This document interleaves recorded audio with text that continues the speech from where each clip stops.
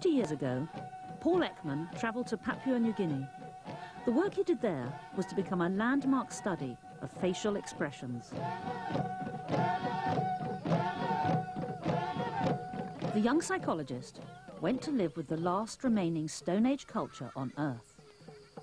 In 1967 and 68, I worked in the highlands of New Guinea, which at that time had no contact, really virtually no contact with the outside world. Most of the people I studied, I was the first or second outsider they had seen, and they had never seen a photograph, a magazine, a mirror, television, film, nothing.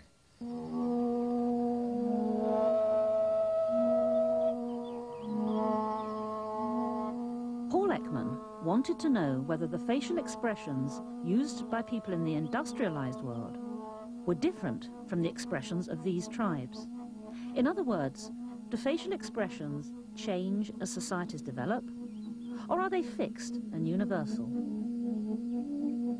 I did two kinds of studies with them. I showed them photographs and asked them to point to the one that fit a particular story, point to the one where the person is angry, about to fight, point to the one where he's just learned his child has died.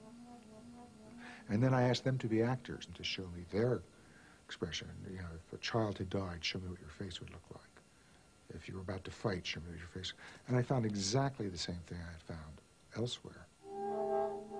Muscle for muscle, the facial expressions this ancient, isolated culture used were the same as our own.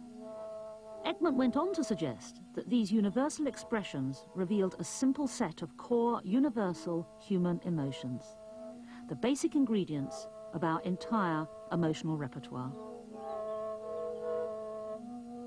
The 6 basic facial expressions he identified were those of happiness, sadness, disgust, surprise, anger, and fear.